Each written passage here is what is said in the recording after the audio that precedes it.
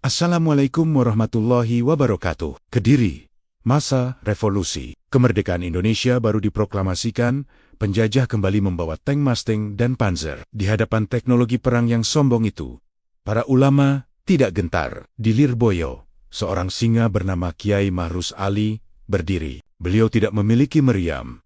Beliau tidak memiliki tank.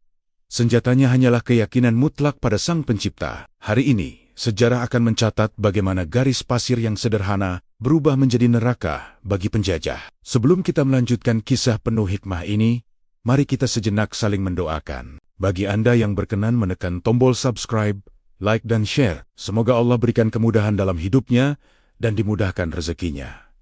Amin. Pondok pesantren Lirboyo bukan lagi sekadar tempat menghafal kitab Alfiah. Di bawah komando Kiai Mahrus Ali, Lirboyo berubah menjadi markas komando Laskar Hizbullah. Ribuan santri dari berbagai penjuru Jawa Timur berkumpul, mengasah bambu runcing, dan melakukan riadah latihan batin. Kiai, lapor seorang komandan santri, dengan napas terengah-engah. Pasukan Nika Belanda sudah memasuki perbatasan Kediri.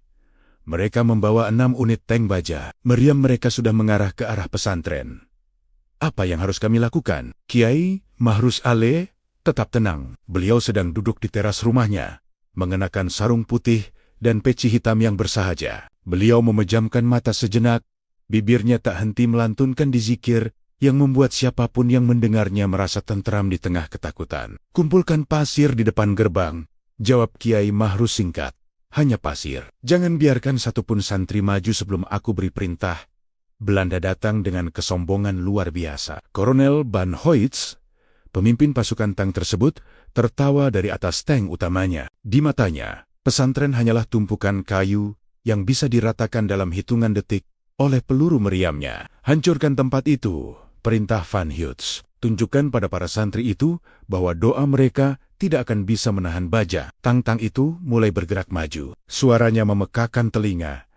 Asap hitam mengepul, menutupi jalanan. Rakyat sipil berlarian ketakutan. Namun, di baris terdepan pesantren, para santri berdiri dengan kaki bergetar, namun hati yang teguh, mengikuti perintah gurunya. Mereka hanya melihat Kiai Mahrus Ali berjalan perlahan menuju garis jalan, membawa segenggam pasir di tangannya.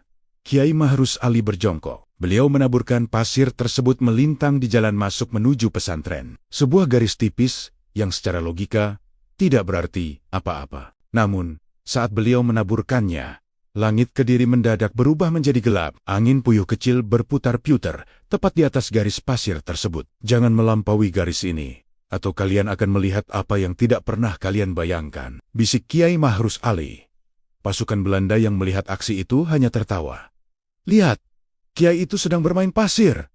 Dia pikir ini pantai, ejek para serdadu Nika. Tank pertama, sebuah raksasa baja seberat puluhan ton, mulai melindas garis pasir tersebut. Van Hoyts memberikan oba-aba untuk menambah kecepatan. Tepat saat roda rantai tank pertama menyentuh garis pasir tersebut, sebuah kejadian di luar nalar manusia terjadi. Dehuar RRR bukan ledakan bom, tapi suara bumi yang terbelah. Dalam pandangan para tentara Belanda, garis pasir yang tipis itu mendadak terbuka lebar menjadi jurang yang sangat dalam. Dari dasar jurang itu, api berwarna merah keunguan menyembur keluar dengan hawa panas yang membakar kulit. Tank pertama terperosok ke depan, moncong meriamnya menghantam tanah. Mesinnya yang canggih mendadak mati total, seolah-olah seluruh energinya disedot oleh bumi. Tank kedua berusaha mengerem, namun rodanya seolah terkunci oleh kekuatan gaib. Apa yang terjadi? Mundur! Mundur! Teriak Van Hoyts panik. Namun, saat mereka menoleh ke belakang, jalan pulang pun sudah tertutup oleh dinding api yang sama. Mereka terjebak dalam sebuah ilusi kenyataan yang mematikan. Sementara di mata para santri, mereka hanya melihat tank-tank itu berhenti mendadak. Mesinnya mengeluarkan asap putih, dan para tentara Belanda di dalamnya menjerit-jerit. Kepanasan silulala besi tank itu baru saja dipanggang di atas api neraka. Logika militer Belanda runtuh di depan garis pasir Kiai Mahrus Ali. Tang-tang yang seharusnya meratakan Lirboyo, kini menjadi besi tua yang tak berdaya. Van Hoyts menyadari bahwa ia tidak sedang melawan manusia biasa, melainkan sedang berhadapan dengan murka langit. Namun, Belanda tidak menyerah begitu saja. Di episode selanjutnya, mereka mendatangkan pesawat tempur untuk membom Lirboyo dari udara. Mampukah karomah Kiai Mahrus Ali menjaga langit Kediri sebagaimana beliau menjaga buminya. Bumi Kediri telah terkunci oleh garis pasir. Namun penjajah belum kehilangan akal busuknya. Merasa dipermalukan di darat, Belanda mengirimkan burung besi untuk menghujani Lirboyo dengan maut. Ribuan peluru kaliber berat dan bom siap dilepaskan untuk menghapus jejak perjuangan para kiai. Di saat maut tinggal hitungan detik, Kiai Mahrus Ali kembali menunjukkan bahwa bagi sang kekasih Tuhan, langit dan bumi adalah tentara yang tunduk pada satu perintah. Sembunyi, semua masuk ke lubang perlindungan, teriak salah satu santri senior saat melihat pesawat Mustang itu mulai menukik. Pesawat-pesawat itu mulai memberondong. Suara tembakan mesin heavy machine gun memekakan telinga. Peluru-peluru sebesar ibu jari menghujam tanah, menimbulkan ledakan debu di mana-mana. Namun, sebuah keganjilan terjadi tepat di atas atap masjid dan aula santri. Kiai Mahrus Ali tidak ikut bersembunyi. Beliau berdiri di tengah lapangan, mengenakan sorban yang dikalungkan di leher, menatap lurus ke arah moncong pesawat yang sedang memuntahkan api. Beliau memegang tasbih hitamnya. Jari-jarinya bergerak sangat cepat. Setiap peluru yang keluar dari senapan pesawat saat memasuki radius wilayah pesantren tiba-tiba melambat di udara. Dalam pandangan mata batin para santri, peluru-peluru yang tadinya panas membara itu mendadak berubah warna menjadi kusam dan mendingin. Ting, ting, ting. Suara logam jatuh terdengar di atas genteng. Namun bukan suara peluru yang menghancurkan, melainkan suara kerikil yang berjatuhan. Ribuan peluru yang seharusnya melubangi tubuh manusia, secara ajaib berubah menjadi butiran kerikil kecil yang tidak berbahaya. Pilot Belanda di atas sana, Kapten van der Meer, terbelalak. Apa yang terjadi? Kenapa target tidak hancur? Pesantren itu seperti memiliki perisai gaib. Teriaknya melalui radio. Ia mencoba menjatuhkan bom seberat 50 kg, tepat ke arah posisi Kiai Mahrus Ali. Bom itu meluncur jatuh, membelah angin dengan suara siulan yang mengerikan. Para santri memejamkan mata, mengira akhir hidup mereka telah tiba. Namun, Kiai Mahrus Ali hanya mengangkat tangan kanannya, seolah sedang menyambut tamu yang datang dari jauh. Bom itu menghantam tanah, hanya berjarak 5 meter dari kaki beliau. Tapi, tidak ada ledakan, tidak ada api. Bom mematikan itu jatuh begitu saja, tertancap di tanah dengan suara tumpul seperti menjatuhkan sebongkah kayu lapuk. Kiai Mahrus Ali melangkah mendekat, mengusap moncong bom itu dengan ujung jarinya, dan seketika bom baja tersebut berkarat hebat. Sioliala sudah terkubur selama 100 tahun. Kekuatan destruktifnya diserap habis oleh bumi Lirboyo. Cukup kalian bermain di langitku, bisik Kiai Mahrus Ali. Beliau kemudian mengambil segenggam kerikil yang tadinya adalah peluru musuh dari tanah. Beliau merapalkan doa singkat, lalu melemparkan kerikil itu ke arah pesawat yang sedang berputar untuk serangan kedua. Secara logika, lemparan tangan manusia tidak akan mungkin mencapai ketinggian pesawat tempur. Namun, kerikil itu melesat seperti peluru kendali modern. Kerikil kecil itu menghantam sayap dan mesin pesawat Mustang Belanda. Boom! Pesawat pertama mengeluarkan asap hitam tebal. Mesinnya mendadak mati, persis seperti tank-tank yang terhenti di garis pasir. Dua pesawat lainnya ketakutan. Mereka melihat sosok Kiai Mahrus Ali di lapangan, nampak seperti raksasa yang kepalanya menyentuh awan. Dalam penglihatan jaib mereka, tanpa perintah, pilot-pilot itu memutar balik pesawat mereka, melarikan diri kembali ke pangkalan di Surabaya dengan sisa bahan bakar yang tiba-tiba menipis secara misterius. Ketika baja dan meriam gagal, muslihat licik pun dijalankan. Nika Belanda mengirimkan telik sandi yang menyamar sebagai santri pindahan. Tujuannya menghancurkan Lirboyo dari jantungnya. Targetnya bukan lagi nyawa para pejuang, melainkan sumber kehidupan pesantren, sumur keramat. Racun itu tak berbau, tak berwarna, namun mampu melumpuhkan ribuan orang dalam semalam. Namun, mereka lupa bahwa penjaga Lirboyo tidak tidur. Mata batinnya menembus dinding dan kegelapan malam. Penyusup itu bernama Sersan Herman, seorang agen berdarah campuran yang fasih berbahasa Jawa. Ia telah berbaur selama 3 hari, berpura-pura mengaji dan ikut berjamaah. Belanda tahu melumpuhkan Kiai Mahrus Ali secara fisik adalah hal mustahil. Maka, strategi lumpuhkan santrinya, patahkan semangat kiainya dijalankan. Malam itu, saat seluruh santri terlelap dalam lelah, setelah seharian berlatih perang, Herman mendekati sumur utama. Sumur ini adalah sumber air wudhu dan minum ribuan santri. Jika besok pagi mereka semua tumbang, kiai itu akan berlutut pada kita, bisik Herman dengan senyum tipis. Ia membuka tutup botol racun tersebut. Cairan mematikan itu tinggal sejengkal lagi menyentuh permukaan air sumur yang tenang. Namun, tiba-tiba, sebuah tangan kokoh memegang pergelangan tangannya. Banyu iku kanggo wudu, dudu kanggo wadah banyu setan. Sebuah suara tenang namun menggelegar menyapa telinga Herman. Herman tersentak hebat. Ia menoleh dan mendapati Kiai Mahrus Ali sudah berdiri di sampingnya. Beliau hanya mengenakan kaos dalam putih dan sarung tanpa alas kaki. Wajah beliau nampak bersinar meski tak ada lampu di sana. "Kak Kiai, saya hanya mau mengambil air untuk salat tahajud," dalih Herman dengan suara bergetar. Kiai Mahrus Ali tersenyum teduh. Namun, tatapan matanya seolah sedang membaca seluruh isi otak Herman. "Tahajud itu niatnya bagus. Tapi kenapa botolmu bau kematian? Sejak kamu menginjakan kaki di gerbang Lirboyo, malaikat penjaga sumur ini sudah bercerita kepadaku tentang niat burukmu." Herman panik. Ia mencoba menghunus belati yang disembunyikan di balik sarungnya. Namun, saat ia baru saja menarik gagangnya, seluruh tubuhnya mendadak kaku seperti membatu. Ia tak bisa menggerakkan satu jari pun. Kiai Mahrus Ali mengambil botol racun dari tangan Herman yang membeku. Beliau memandangi botol itu sejenak, lalu menuangkan isinya bukan ke dalam sumur, melainkan ke atas sebuah batu karang di dekat sumur. Seketika, batu karang yang keras itu melepuh dan mengeluarkan asap hitam pekat yang berbau busuk. Herman yang melihat itu gemetar hebat. Ia menyadari betapa mengerikannya efek racun yang ia bawa, dan betapa luar biasanya penglihatan haib sang kiai. "Kamu diutus oleh penjajah untuk membunuh anak-anak yang hanya ingin belajar agama," ucap Kiai Mahrus dengan nada sedih. "Pulanglah, katakan pada tuanmu di Surabaya bahwa sumur Lirboyo dijaga oleh dua orang saleh. Racunmu tidak akan pernah bisa mengotori air kami."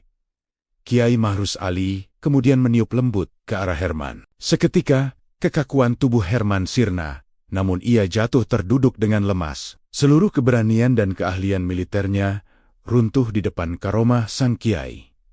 Keesokan paginya, Kiai Mahrus Ali mengumpulkan para santri di dekat sumur. Beliau meminta salah satu santri mengambilkan segelas air dari sumur tersebut. Para santri yang belum tahu kejadian semalam merasa heran. Kiai Mahrus membacakan doa singkat di atas gelas tersebut, lalu meminumnya di hadapan semua orang. Anehnya, air yang biasanya segar itu mendadak mengeluarkan aroma wangi bunga melati yang sangat lembut. "Air ini hari ini rasanya lebih manis dari biasanya," ucap Kiai Mahrus sambil tersenyum. "Karena semalam, Allah baru saja mencuci sumur ini dari niat-niat jahat manusia. Sejak hari itu, air sumur Lirboyo konon memiliki khasiat penyembuh. Banyak santri yang merasa tubuhnya menjadi lebih ringan dan bertenaga setelah meminumnya." Di sisi lain, Herman sang penyusup benar-benar kembali ke pangkalan Belanda.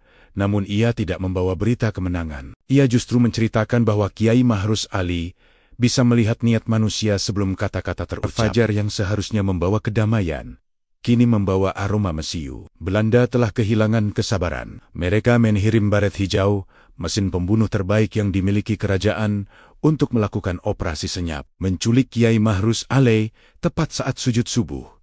Mereka percaya pada kecepatan peluru, namun mereka lupa bahwa di Lirboyo, waktu dan ruang tunduk pada kehendak sang pencipta. Inilah saatnya sang singa Lirboyo menunjukkan bahwa sehelai kain bisa jauh lebih mematikan daripada senapan mesin. Komandan pasukan baret hijau Letnan De Bruin memberikan isyarat tangan. Timnya menyebar, mengepung kediaman kiai dan masjid dari 4 penjuru. Mereka menggunakan sepatu boot khusus agar langkah kaki tidak terdengar. "Target ada di teras. Lumpuhkan. Jangan biarkan dia bersuara," bisik De Bruin melalui radio. Namun, saat mereka mulai mendekat dalam jarak tembak, hal aneh terjadi. Kabut di sekitar pesantren mendadak menebal secara tidak wajar. Jarak pandang pasukan elit itu berkurang drastis, hingga mereka tidak bisa melihat ujung laras senjata sendiri. Suara langkah kaki mereka yang semula senyap, tiba-tiba bergema keras seperti suara derap kaki raksasa di telinga mereka sendiri. Kiai Mahrus Ali bangkit dari duduknya. Beliau menyampirkan sorban hitamnya ke bahu. "Subuh, wis meh teko subuh, sudah hampir tiba. Tamu-tamu ini tidak tahu adab bertamu. ucap beliau lembut. De Bruijn yang merasa posisinya terancam langsung melepaskan tembakan rentetan. Rata-tata, peluru-peluru panas menyalak membelah kabut. Namun, Kiai Mahrus Ali hanya mengibaskan ujung sorban hitamnya satu kali ke arah datangnya peluru. Sebuah gelombang angin yang sangat kuat, menyerupai tembok transparan, muncul seketika. Peluru-peluru dari senjata stand gun pasukan Belanda itu mendadak jatuh ke tanah, seolah-olah kehilangan daya dorong, persis seperti lalat yang dipukul jatuh. Tak berhenti di situ, Kiai Mahrus kembali mengibaskan sorbannya, kali ini ke arah kerumunan pasukan yang bersembunyi di balik pohon sawo. USSSH. Kibasan kain sorban itu menciptakan tekanan udara yang luar biasa. 10 orang pasukan baret hijau terpental ke belakang sejauh 5 meter. Senjata-senjata mereka terlepas dan bengkok secara misterius. Siuleola dihantam oleh balok baja tak kasat mata. De Bruijn mencoba menarik granat dari sabuknya, namun tangannya mendadak lemas. Ia melihat Kiai Mahrus Ali melangkah mendekat dengan langkah yang sangat tenang. Setiap kali kaki Kiai menyentuh tanah, bumi di bawah kaki Letnan De Bruijn terasa bergetar hebat. "Apa yang kau lakukan pada kami?"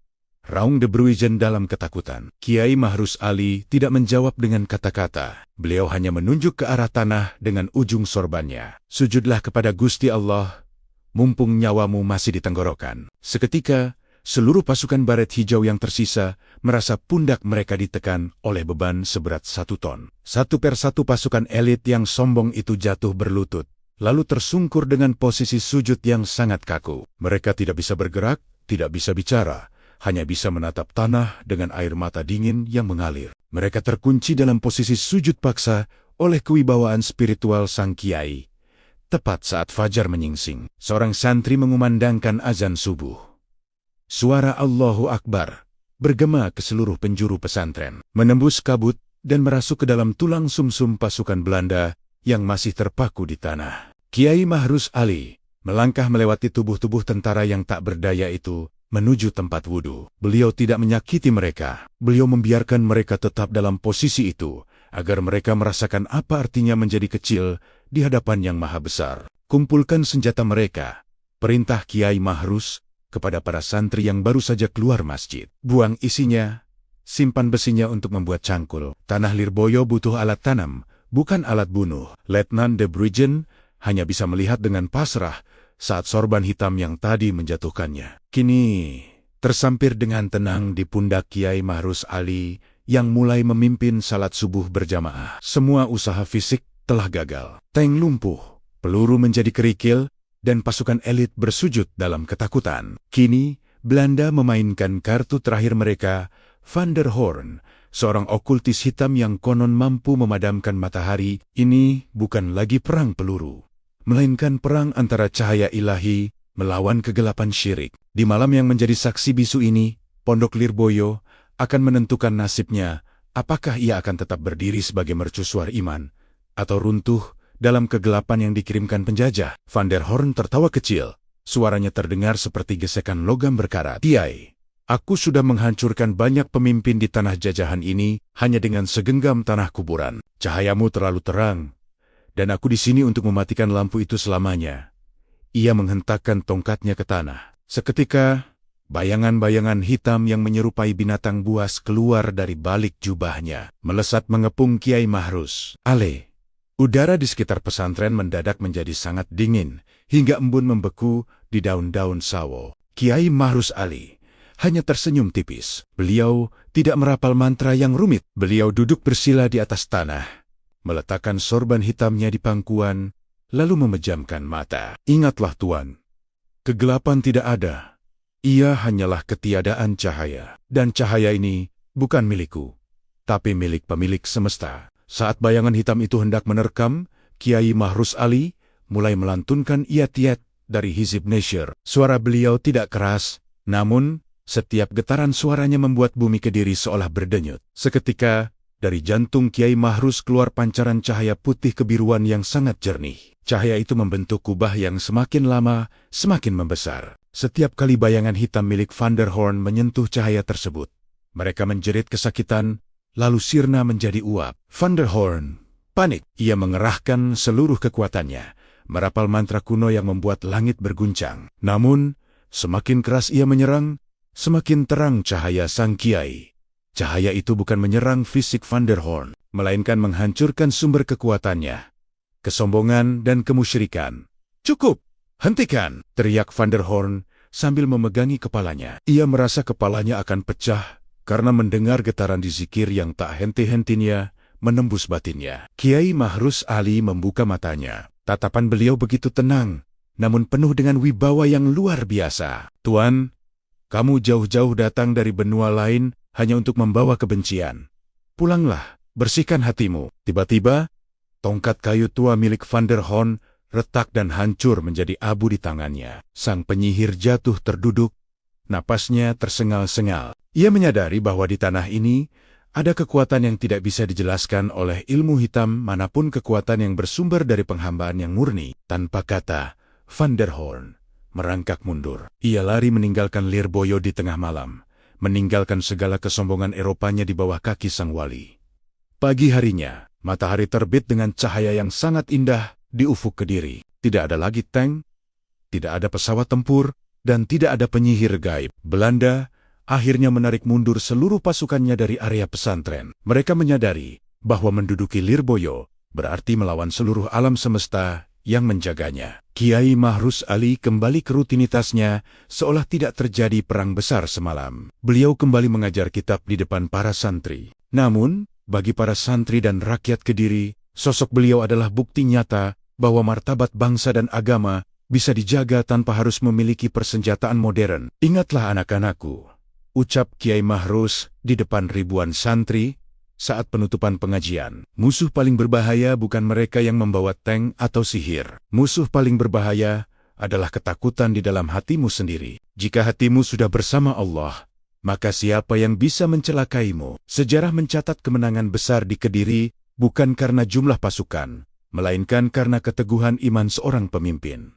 Kiai Mahrus Ali telah mewariskan lebih dari sekadar ilmu. Beliau mewariskan keberanian bahwa kebenaran akan selalu menemukan jalannya. Lirboyo tetap berdiri tegak hingga hari ini, menjadi saksi bisu bahwa doa dan dizikir adalah senjata yang tak akan pernah bisa berkarat oleh zaman. Sang singa Lirboyo telah menang, dan cahayanya akan terus menyinari Nusantara selamanya. Sampai jumpa di kisah berikutnya, dan tonton video lainnya hanya di Jejak-Jejak Islam. Terima kasih.